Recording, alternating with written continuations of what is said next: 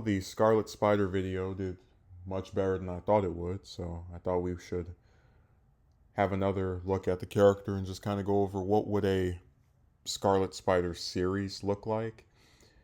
This could either be a comic or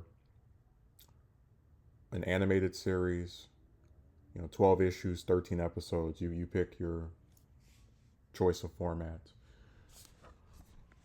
But the first thing we have to address is that it's going to take place again. So this is alternate scenario where Ben survived the Clone Saga and the return of Norman and all the rest of that. So it's probably a few months after these types of those events took place, and I'd have him in some small town. So not New York, which is overdone, not Los Angeles, which is also overdone. It wouldn't be somewhere like New Jersey, which is a state close to New York. Probably somewhere maybe in the South, because that's not a location that you really see represented that much in superhero media. But yeah, he'd be in some small town that's far away from New York. And in his personal life, he's trying to be anything but a photographer. He could be a truck driver, he could be a store clerk, dishwasher. He just doesn't want to follow Peter's path. When you get to the aspect of villains, now if you look at Batman's rogues gallery, there's always the common sentiment that they're all like dark reflections of him, or they have something to do with like an aspect of his character. And with Ben, I would want his antagonist, besides sharing his desire to wear a costume, to have backgrounds that are analogous to his. So like his arc is, I'm second fiddle to Peter. I don't want to be Peter. I want to be my own person.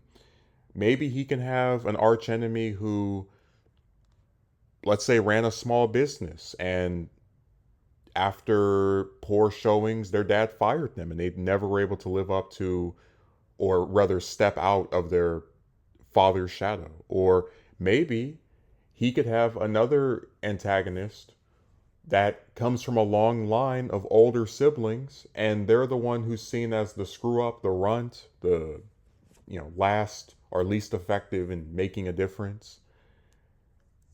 Again, these are just basic ideas. I haven't outlined any antagonists in particular, but if they're written with that theme in mind, personality comes first, powers later, we can address things. And I'd make sure that there's not that much overlap in terms of abilities. Like maybe he fights someone that has like an electric ability, but I'd like for them to have more in common with him than Spider-Man and Electro have with each other.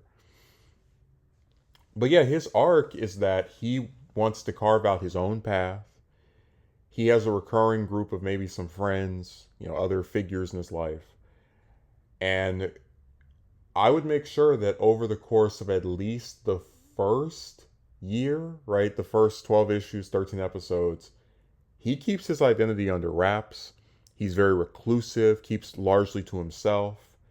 Maybe every now and again he telephones Peter to ask him how he's doing, or just to kind of like check on each other, because I would believe that even if he wants to go his own way, he's not going to completely shut out the one person that understands how he feels in terms of having a secret identity and just that compulsion to do the right thing. He's not going to tell that person, "Oh, get out of here. I don't want to talk to you anymore."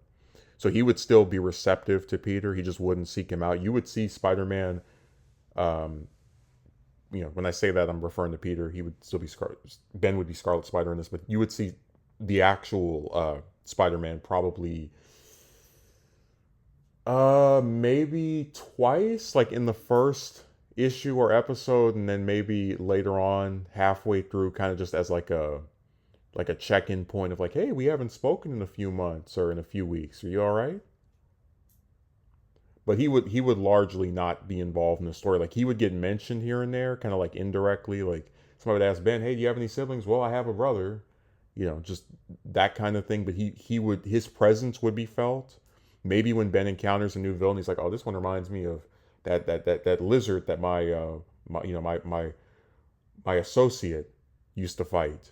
But besides that, he just isn't that big of a presence. Because again, this is Ben's story. It's not. It doesn't need to be bogged down with cameos from other superheroes, and you would see very little.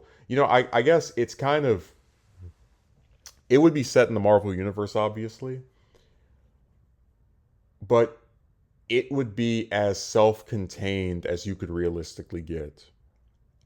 Like Ben would be in the big crossover events and other books, but when you're just reading Scarlet Spider issue 1, 2, 3, 4, 5, 6, 7, you don't see Hulk, you don't see Spider-Man, you don't see Wolverine, because again, this is a small town that most of the different superheroes and supervillains would have no reason to show up in.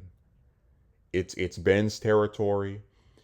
Um, Truthfully, I think he probably would only have maybe 9 new villains, because again, it's a small place, and they would you wouldn't have any like villainous team, because I don't want to risk Sinister Six, being ripped off. But the villains would know each other. They would maybe be on a first name basis. Oh, I knew him before he got his powers, because it's really supposed to show this is a tight knit community. This is a place where everyone has some familiarity with each other. Like, you could have ran past this guy at the mall last week before he had the accident that made him mutate.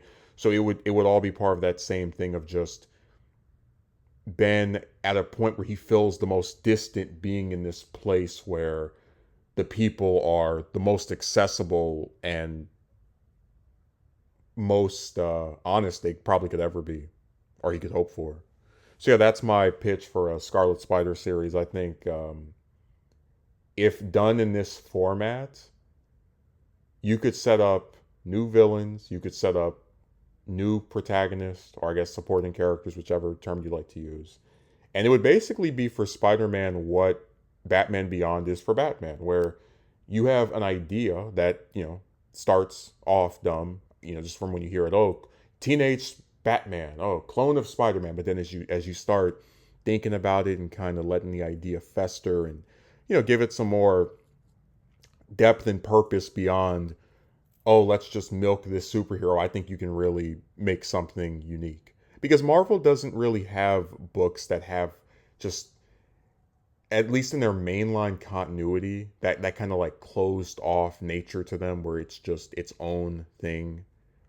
You can read it by itself, not have to read this other book. Oh, you want to see how Scarlet Spider defeats this new villain? Go read X-Men 507. Just I don't like that, and that's something that this would avoid. And if it was a TV series, especially, you might get a reference to Hulk or Daredevil or Fantastic Four, right? But that would only be in the context of, oh yeah, my other half, my brother, he has these friends that have powers as well. That would be the full extent of them showing up or being brought up. They wouldn't appear, because again, this is all this, at least this initial period, the first 2-3 years, right, are about establishing Ben, just giving him his own story, his own tale, and seeing if he can hold his own weight. And I think he could, if given the opportunity.